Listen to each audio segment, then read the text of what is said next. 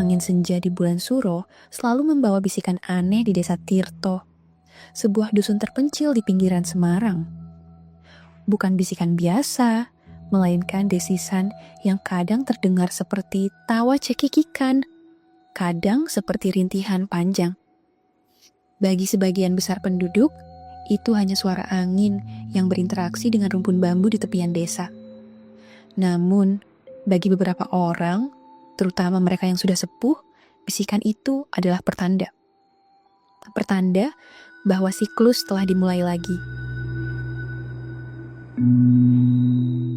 Nama desa Tirto sendiri, yang berarti air, seolah ironis dengan keberadaannya yang kering kerontang. Sumur-sumur sering kering, di musim kemarau panjang, sawah tada hujan, hanya bisa diandurkan beberapa bulan dalam setahun. Kemiskinan adalah bayangan yang tak pernah lepas dari desa ini. Rumah-rumah sederhana dengan dinding papan yang lapuk, atap genteng yang ditambal seadanya, dan jalan setapak yang berdebu menjadi pemandangan lumrah. Di tengah desa yang sunyi itu, berdiri sebuah rumah limasan tua yang jauh lebih megah dari yang lain. Dindingnya terbuat dari kayu jati pilihan. Ukiran-ukiran kuno menghiasi setiap sudutnya, dan halamannya ditumbuhi tanaman-tanaman langka yang selalu tampak subur, bahkan di tengah kemarau. Itu adalah rumah Pak Karto, satu-satunya juragan di desa Tirto. Bisnisnya tak jelas, namun kekayaannya melimpah ruah. Emas, tanah, kendaraan mewah, semua dimiliki oleh Pak Karto, seolah kekayaan itu tumbuh dari tanah kering di pekarangannya. Warga desa, meskipun iri, tak berani menanyakan sumber kekayaan itu. Mereka tahu. Atau lebih tepatnya, mereka merasa tahu. Bisikan angin, kejadian-kejadian aneh, dan kemakmuran Pak Karto yang misterius adalah potongan yang membentuk satu gambaran menakutkan. Pesugihan. Rati adalah gadis tercantik di desa Tirto. Senyumnya secerah mentari pagi, tawanya semerdu kicauan burung. Ia adalah putri dari Mbah Sastro, seorang sesepuh desa yang sangat dihormati. Mbah Sastro adalah penjaga tradisi, penasihat bagi yang resah, dan tabib bagi yang sakit. Ia memiliki kearifan yang tak tertulis, pengetahuan tentang alam gaib yang tak banyak dimiliki orang lain. Dan ia lebih dari siapapun tahu tentang kebusukan yang mengakar di desa Tirto. Ratih jatuh hati pada Danang, seorang pemuda tampan dari desa tetangga. Danang adalah kuli bangunan di kota, pekerja keras, dan memiliki impian sederhana, membangun rumah kecil dan hidup bahagia bersama Ratih. Cinta mereka tulus, murni, dan menjadi oase di tengah kekeringan desa. Suatu malam, saat bulan purnama bersinar terang, Ratih dan Danang bertemu diam-diam di bawah pohon beringin tua di tepi desa. Mereka merencanakan pernikahan. Senyum Ratih tak pernah sebahagia itu. Danang berjanji akan segera melamar Ratih setelah mengumpulkan cukup uang.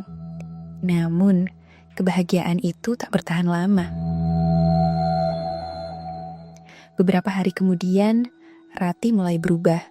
Senyumnya memudar, tatapan matanya kosong, dan ia sering melamun. Ia menolak makanan, menolak berbicara, dan bahkan menghindari Danang. Mbah Sastro merasakan ada yang tidak beres. Ia tahu ada kekuatan gelap yang menyelimuti putrinya. Mbah Sastro mulai melakukan tirakat. Ia berpuasa, berdoa di tempat-tempat keramat, dan memohon petunjuk kepada leluhur. Dalam tidurnya, ia dihantui mimpi buruk. Ia melihat desa Tirto diliputi kabut hitam pekat. Dari dalamnya muncul sesosok makhluk dengan mata merah menyala, menyeret seorang gadis muda ke dalam kegelapan. Wajah gadis itu adalah Ratih. Ia terbangun dengan keringat dingin. Pertanda itu jelas. Ratih menjadi target dari pesugihan yang selama ini bersemayam di desa mereka. Namun, siapa pelakunya? Mbah Sastro tak perlu berpikir lama. Semua bukti mengarah pada satu nama, Pak Karto. Pak Karto dikenal memiliki persekutuan dengan makhluk gaib. Konon, kekayaannya berasal dari perjanjian darah. Setiap beberapa tahun, makhluk itu meminta tumbal. Tumbal berupa nyawa muda yang tak bernoda, yang jiwanya akan menjadi budak abadi bagi sang juragan. Mbah Sastro pernah mendengar kisah ini dari kakeknya. Kisah tentang pesugihan Gunung Kemukus yang dimodifikasi, disesuaikan dengan kondisi lokal. Bukan ritual persetubuhan, melainkan penumbalan jiwa murni yang akan diserap energinya untuk memperkuat kekayaan sang pelaku. Kondisi Ratih semakin memburuk. Tubuhnya kurus kering, matanya cekung, dan ia hanya terbaring lemah. Kadang-kadang ia meracau dengan bahasa yang tak dimengerti, seolah ada suara lain yang berbicara melalui dirinya. Mbah Sastro tahu waktu kian sempit. Suatu malam, saat bulan baru menggantung tipis di langit, Mbah Sastro mendengar bisikan dari kamar Ratih. Bukan bisikan putrinya, melainkan suara berat, serak, penuh ancaman. Dia milikku, kekayaanku akan berlipat ganda. Jangan halangi. Mbah Sastro bergegas masuk. Ratih mengejang di ranjangnya, matanya terbuka lebar, menatap kosong ke langit-langit. Dari mulutnya keluar cairan hitam kental. Mbah Sastro tahu ini adalah serangan terakhir. Makhluk itu akan segera mengambil Ratih. Mbah Sastro tak gentar. Ia mengeluarkan keris pusaka miliknya, sebuah keris lurus tanpa luk yang telah diwariskan turun-temurun. Ia mulai merapal mantra-mantra kuno, bahasa Jawa kuno yang hanya sedikit orang yang masih memahaminya. Asap dupa memenuhi ruangan, dan aroma melati bercampur dengan bau tanah basah. Ratih semakin kejang. Tubuhnya melayang sedikit di atas ranjang, seolah ditarik oleh kekuatan tak kasat mata. Mbah Sastro tahu ia harus berhadapan langsung dengan entitas yang merasuki putrinya. Pulanglah, wahai penghuni kegelapan. Ini bukan tempatmu. Teriak Mbah Sastro, suaranya menggelegar. Tiba-tiba, sebuah bayangan hitam pekat muncul di sudut ruangan. Mata merah menyala menatap Mbah Sastro dengan penuh kebencian. Itulah wujud dari khodam pesugihan Pak Karto. Sosoknya tinggi besar, dengan tangan panjang kurus dan kuku tajam. Kau berani menantangku, manusia fana. Kekuatanmu tak sebanding dengan kekuasaanku. Suara itu menggelegar, memenuhi ruangan. Mbah Sastro tak membalas. Ia terus merapal mantra, mengayunkan kerisnya seolah membelah udara. Setiap ayunan kerisnya menghasilkan percikan api gaib yang menyambar sosok bayangan. Bayangan itu meraung kesakitan, namun tak mundur. Ia terus mencoba meraih Ratih. Pertarungan sengit terjadi. Pertarungan antara kekuatan gaib dan spiritual. Mbah Sastro mengerahkan seluruh kemampuannya, semua ilmu yang ia pelajari dari leluhurnya.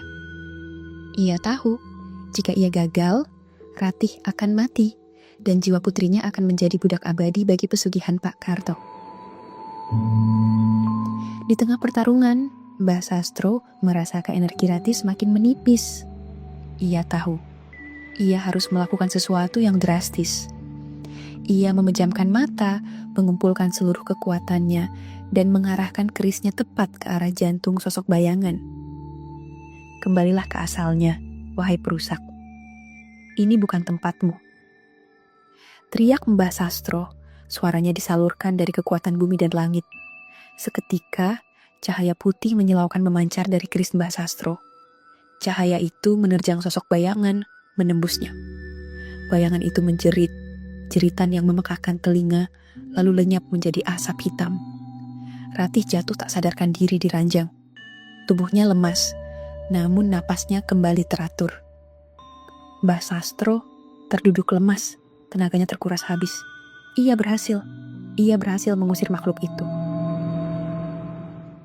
Keesokan paginya, Kabar aneh menyebar di desa Tirto. Pak Karto menghilang.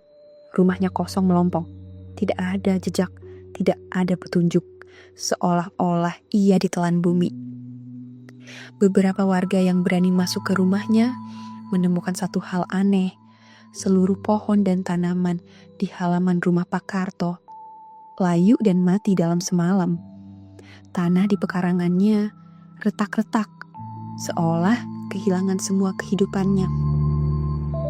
Ratih pulih secara perlahan, namun ia tak lagi seceria dulu. Ada bayangan di matanya, seolah ia pernah melihat sesuatu yang tak seharusnya dilihat. Ia kadang tersenyum, tetapi senyumnya tak pernah mencapai matanya. Ia sering menatap kosong ke kejauhan, seolah pikirannya masih berkelana di alam lain. Danang yang sangat mencintai Ratih tak menyerah. Ia merawat Ratih dengan penuh kasih sayang, berharap cinta mereka bisa menyembuhkan luka yang tak terlihat itu. Ia tahu Ratih yang sekarang berbeda, namun ia tetap Ratihnya. Desa Tirto kembali tenang. Bisikan angin di senja hari tak lagi terdengar menakutkan. Hilangnya Pak Karto dianggap sebagai akhir dari kutukan pesugihan. Warga desa mulai hidup normal, menggarap sawah, beternak, dan berinteraksi seperti biasa. Sebagian percaya Pak Karto lari karena malu, sebagian lagi percaya ia telah ditarik oleh makhluk yang selama ini ia puja. Namun, Mbah Sastro tahu, kedamaian itu hanyalah semu. Energi jahat itu tidak sepenuhnya hilang. Ia hanya tidur. Alam gaib memiliki hukumnya sendiri. Perjanjian darah tidak mudah dibatalkan. Ia tahu, suatu hari nanti, kekuatan itu akan mencari inang baru, mencari tumbal yang lain. Dan desa Tirto, dengan sejarah kelamnya, akan selalu menjadi ladang subur bagi kejahatan. 5 tahun berlalu. Ratih dan Danang telah menikah. Mereka memiliki seorang putra yang lucu dan sehat, bernama Jaka. Ratih tampak bahagia, setidaknya dari luar. Namun, kadang-kadang Danang masih melihat tatapan kosong itu di mata istrinya. Malam surut tiba lagi, angin senja mulai berbisik. Kali ini, bisikan itu berbeda. Tidak hanya desisan, tapi juga lirihan bayi. Lirihan yang membuat bulu kuduk berdiri. Mbah Sastro yang kini semakin sepuh merasakan gelombang energi negatif yang familiar. Gelombang yang sudah lama tak ia rasakan. Sejak Pak Karto menghilang, tidak ada lagi kekayaan mendadak di desa Tirto. Kehidupan berjalan lambat, seperti biasa. Namun, akhir-akhir ini ada beberapa kejadian aneh. Ternak warga mati mendadak tanpa sebab jelas. Hasil panen merosot tajam. Dan beberapa anak kecil di desa itu sering sakit-sakitan, demam tinggi yang tak kunjung turun, disertai mimpi buruk. Mbah Sastro tahu, ini bukan kebetulan. Ini adalah tanda. Tanda bahwa perjanjian telah menemukan jalan lain untuk terpenuhi.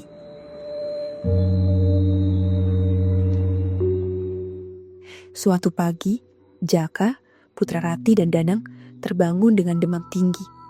Tubuhnya menggigil dan ia terus meracau. Ratih panik. Ia berusaha mengobati Jaka dengan ramuan tradisional, namun demam itu tak kunjung turun. Malam harinya, Jaka berhenti meracau. Ia terdiam. Wajahnya pucat pasi, matanya terbuka lebar. Namun, tak ada kehidupan di sana. Napasnya terhenti. Jaka meninggal. Tangisan Ratih memecah kesunyian malam. Danang terpukul. Mereka tak mengerti mengapa putra semata wayang mereka pergi begitu cepat. Mbah Sastro datang. Wajahnya muram. Ia memeriksa tubuh Jaka. Tidak ada tanda-tanda penyakit fisik yang jelas. Ia tahu Jaka adalah korban tumbal yang baru. Dan yang paling mengerikan adalah ia merasakan jejak energi yang sama yang pernah merasuki Ratih. Energi yang tak pernah benar-benar hilang dari desa Tirto. Ia tahu sang khodam pesugihan itu, meskipun telah terusir dari inang sebelumnya, tak pernah pergi jauh. Ia hanya mencari celah menunggu momen yang tepat untuk menagih janji. Mbak Sastro mulai menyelidiki. Ia kembali melakukan tirakat, kali ini dengan hati yang hancur. Ia mencari petunjuk tentang siapa yang sekarang menjadi inang baru dari pesugihan itu. Siapa yang berani mengorbankan nyawa tak berdosa demi kekayaan. Ia mencari tahu tentang siapa saja yang tiba-tiba mendadak kaya setelah Pak Karto menghilang. Ada beberapa nama, namun satu nama yang menarik perhatiannya. Pak Lurah yang baru terpilih. Sejak menjabat, Pak Lurah tampak sangat makmur. Rumahnya direnovasi. Ia membeli mobil baru dan selalu terlihat mengenakan perhiasan emas. Mbah Sastro mendatangi Pak Lurah. Ia mencoba berbicara, mencoba mencari tahu. Namun, Pak Lurah hanya tersenyum dingin. Mbah Sastro ini memang sudah tua, banyak berhalusinasi. Katanya meremehkan. Malam itu, Mbah Sastro bermimpi. Ia melihat Pak Lurah sedang bernegosiasi dengan sosok bayangan hitam yang sangat mirip dengan yang pernah ia hadapi. Di tangan Pak Lurah, ada sebuah boneka kecil terbuat dari jerami, boneka yang sangat mirip dengan Jaka. Boneka itu mengeluarkan asap hitam. Mbah Sastro terbangun dengan kengerian. Boneka jerami itu adalah medium untuk menyedot jiwa anak-anak tak berdosa. Pesugihan itu telah berevolusi. Ia tak lagi membutuhkan satu tumbal besar, melainkan tumbal-tumbal kecil yang perlahan menguras jiwa anak-anak di desa itu. Dan yang lebih mengerikan, Mbah Sastro menyadari sesuatu. Sosok bayangan itu tidak pernah pergi. Ia selalu ada. Ia hanya menunggu jiwa yang korup, jiwa yang serakah untuk membuat perjanjian baru. Pak Karto hanyalah salah satu inang. Setelah ia pergi, yang lain akan muncul. Selama ada keserakahan, selama ada keinginan untuk kekayaan instan tanpa kerja keras, maka pesugihan itu akan selalu menemukan jalannya. Mbah Sastro tahu, ia tak bisa melawan terang-terangan. Pak Lurah memiliki kekuasaan, dan warga desa yang lain terlalu takut atau terlalu buta untuk melihat kebenaran. Mbah Sastro kini memasuki perang dingin. Ia mulai melindungi anak-anak desa dengan jimat-jimat sederhana, dengan doa-doa, dan dengan energi spiritualnya. Ia menjadi perisai bagi mereka yang tak berdaya. Danang, setelah kehilangan putranya, mulai merasakan ada yang tidak beres. Ia melihat perubahan pada Rati yang semakin sering termenung, dan ia mendengar bisikan-bisikan angin yang kini terdengar lebih jelas baginya. Ia mendatangi Mbah Sastro, meminta penjelasan. Mbah Sastro akhirnya menceritakan semuanya. Tentang Pak Karto, tentang pesugihan, tentang bagaimana jiwa Jaka menjadi tumbal. Danang marah, tetapi juga takut. Bagaimana mungkin melawan kekuatan yang tak terlihat itu? Kita tidak bisa melawannya dengan kekerasan, nak, kata Mbah Sastro. Kita harus melawannya dengan iman dan kebaikan. Kita harus membentengi diri kita dan keluarga kita. Dan kita harus mencari cara untuk membuka mata warga desa. Desa Tirto kini hidup dalam ketakutan abadi. Beberapa anak kecil masih sering sakit-sakitan meskipun Mbah Sastro telah berusaha melindungi mereka. Kekayaan Pak Lurah semakin bertambah, namun senyumnya semakin dingin. Dan setiap malam suruh, angin masih berbisik. Kadang terdengar tawa cekikikan, kadang rintihan panjang, dan kini juga lirihan bayi. Pertanda bahwa siklus belum berakhir. Bahwa tumbal abadi akan terus berlanjut selama ada hati yang haus akan kekayaan, dan desa itu, desa Tirto, akan selamanya menjadi tanah pesugihan, di mana jiwa-jiwa tak bersalah menjadi korban dari keserakahan manusia.